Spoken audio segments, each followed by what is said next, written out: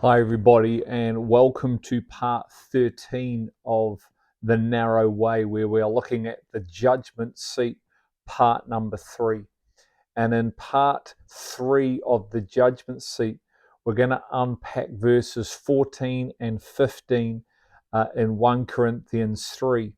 And these verses we must pay close attention to, as failure to be built by the Spirit in this way will see us incurring loss when God's fire goes through us at our judgment seat for reward. And so verse 14 and 15 says this: if any man's work which he has built on it remains, he will receive a reward. If any man's work is burnt up, he will suffer loss, but he himself will be saved, yet as though through fire. It's important to note that we are saved, but our works are burnt up. And so the works that need to be righteous are the only works that survive the fire. So this isn't a heaven or hell reality, it's a reward for the way we've lived. Now we can see from these two verses, as I said, there is a reward and a loss for the way we have lived our lives and what our lives are built upon. As previously stated, we don't get to build anything eternally, but we do get to be built and live eternally now. And this is what this is all about.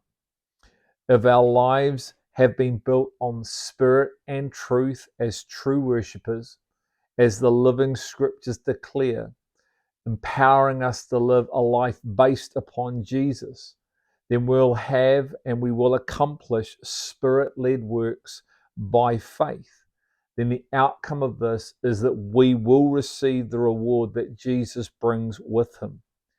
But if, however, we've built our lives on flesh, on hay, wood, and straw, and our version of his truth, and we have made God in our image, accomplishing works by flesh, good intentional works that we come up with, then although saved or justified, as these verses state, we will in fact suffer loss as we were a false worshipper.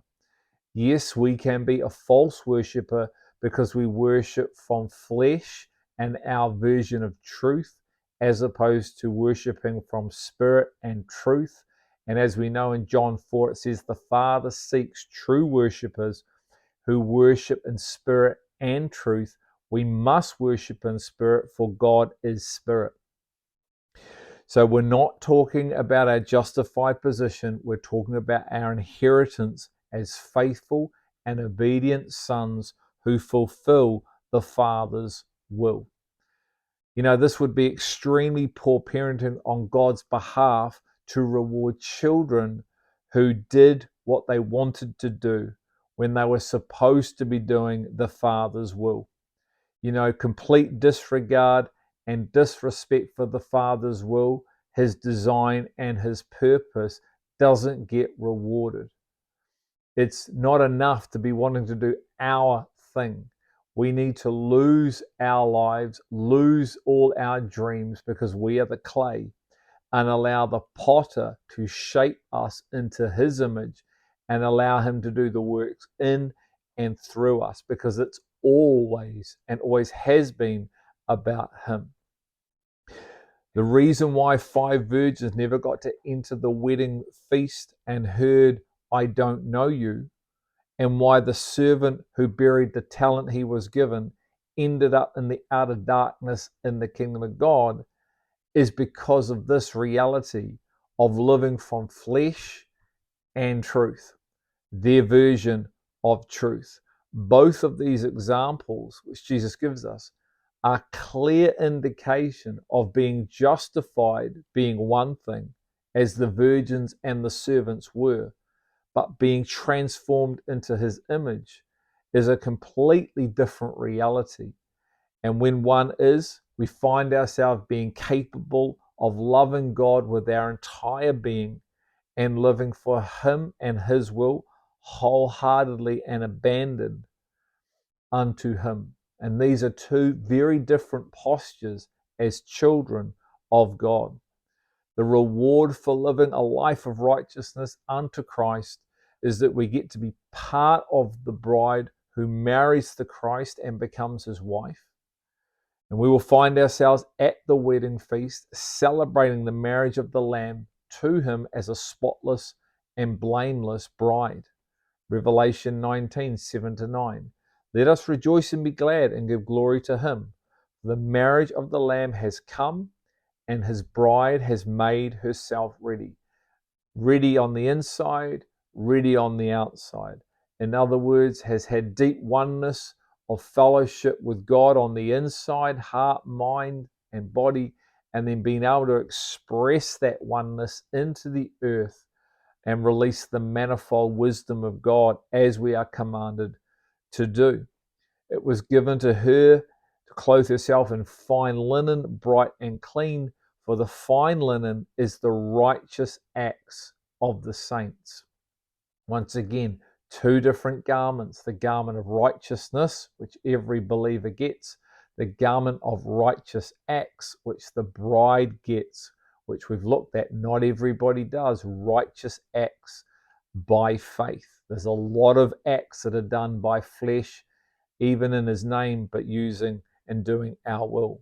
Then he said to me, "Right, blessed are those who are invited to the marriage supper of the Lamb." And he said to me, "These are the true words of God." Then we've got Revelation 21:9. Then one of the seven angels who had the seven bowls full of the seven last plagues came and spoke with me, saying, "Come here, I will show you the bride and the wife of the Lamb." These people will find themselves being part also of the first resurrection and reigning with Christ in the 1,000-year reign back on earth, where Christ will establish his literal governmental kingdom and rulership upon the earth. And so this group of people who find themselves being obedient and faithful to the will of God at the judgment seat, this will be their reward because of the lives they have lived. We can't just live as we want to live. We can't just determine what we want to determine. We have to walk and live in absolute alignment to God, his truth, and his way. Revelation 20 verse 6, "Blessed and holy is the one who has part in the first resurrection. Over these the second death has no power, but they will be priests of God and of Christ, and will reign with him for 1,000 years." These people who are the bride, or also known as bondservants, will find themselves spending their eternity in the closest proximity to Christ in the new heaven and the new earth, where they will see his face, have his name written on their forehead, and they will serve the Lord.